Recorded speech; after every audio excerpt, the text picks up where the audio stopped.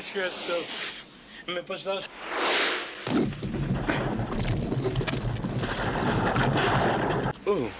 Chao.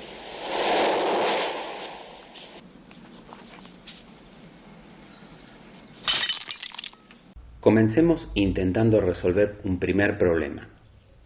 Un auto que tiene una masa de 500 kilos se quedó sin batería. Es empujado desde el reposo y en 10 segundos logra llevarlo a una velocidad de 2 metros por segundo, valor suficiente como para que se le dé arranque. Decir con qué fuerza se lo empujó. Primero debemos calcular la aceleración con la fórmula de cinemática. A igual a velocidad final al cuadrado menos velocidad inicial al cuadrado sobre tiempo. Luego, fuerza igual a masa por aceleración. Estas aclaraciones obviamente están porque es el primer problema. Después, esta estrategia ya la tendrás que tener incorporada. Veamos cómo lo podemos resolver. Lo primero que tenemos que hacer en cualquier problema es ver cuáles son los datos relevantes que me están dando.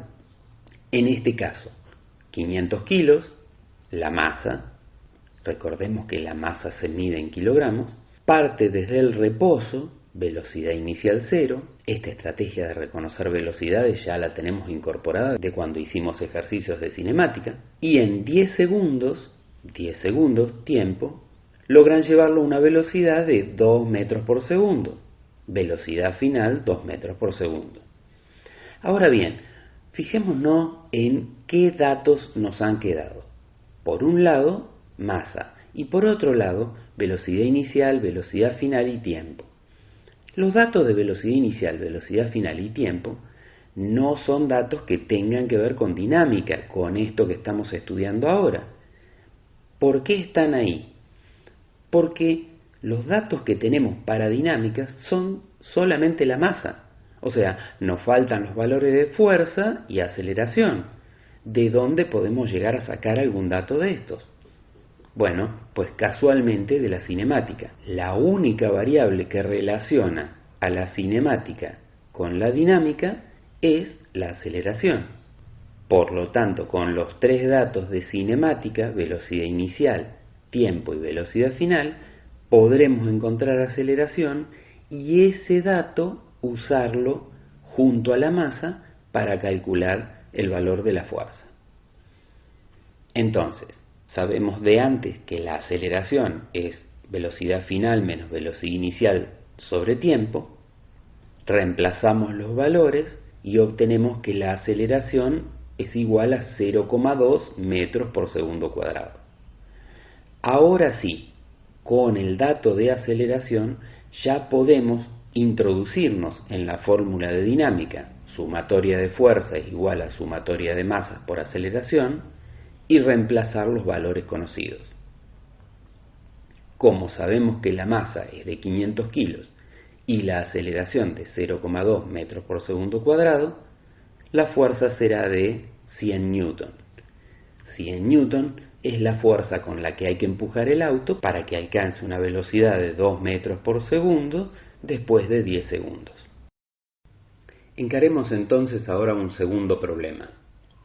Si un camión tira de su carga y la de su acoplado, la primera con una masa de 5.000 kilos y un rozamiento de 700 newton, la segunda con 7.500 kilos de masa y un rozamiento de 1.200 newton. Sabiendo que logra acelerarla a razón de 0,8 metros por segundo cuadrado, indicar cuánto vale la fuerza del motor. Para entender mejor el problema hicimos un diagrama a la derecha de la situación. Aquí los datos son una masa 1 de 5.000 kilos, una masa 2 de 7.500 kilos, una fuerza en contra del movimiento, fuerza de rozamiento 1 de 700 newton, y otra fuerza en contra del movimiento, fuerza de rozamiento 2 de 1.200 newton. Y la aceleración de todo ese sistema de 0,8 metros por segundo cuadrado. ¿Qué es lo que no conocemos? La fuerza F que hace el camión. A diferencia del problema anterior, en este caso tenemos todos los datos para empezar a trabajar. No necesitamos recurrir a ninguna ecuación previa de cinemática para encontrar aceleración. Entonces, planteemos la ley general de Newton, sumatoria de fuerzas es igual a sumatoria de masas por aceleración, y comencemos a completarla para este caso en particular. Las fuerzas que intervienen son, por un lado F, la fuerza del motor del camión hacia la izquierda, que es la que está en la dirección del movimiento, y contra el movimiento, fuerza de rozamiento 1 y fuerza de rozamiento 2.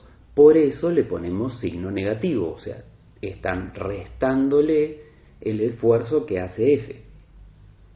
Del otro lado del signo igual, la sumatoria de las masas.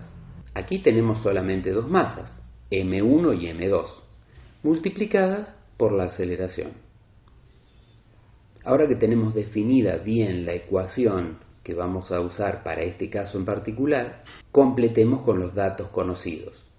La fuerza de rozamiento 1, 700 Newton, la fuerza de rozamiento 2, 1200 Newton, masa 1, 5000 kilos, masa 2, 7500 kilos y aceleración 0,8 metros por segundo cuadrado. Si sacamos la cuenta de todos los términos que tenemos a la derecha del signo igual, nos va a quedar 10.000 Newton. Mientras tanto, como necesitamos despejar la fuerza F, 700 Newton que están restando y 1200 Newton que están restando del lado izquierdo del signo igual, pasarán al lado derecho del signo igual con los signos cambiados. Esto es, van a sumar a los 10.000 Newton. Hacemos esta cuenta y la fuerza nos termina dando 11.900 Newton. Esto tiene sentido en función de que la fuerza que tiene que hacer el camión se va a ver incrementada por el rozamiento de 700 Newton y de 1200 Newton. La fuerza que va a tener que hacer el camión deberá ser superior a causa de los 700 Newton y los 1200 Newton de la fuerza de rozamiento. Por lo tanto, de esos 10.000 Newton que tenía que hacer solamente para poder acelerar a las dos masas, ahora se verá incrementado a 11.900. Por otro lado, ¿de dónde salen los 10.000 Newton? Salen de la suma de las dos masas por la aceleración. Esto es la fuerza que se necesita para que esas dos masas se aceleren. Esto, que podríamos mirarlo simplemente como una cuenta matemática, tiene sentido desde el punto de vista físico.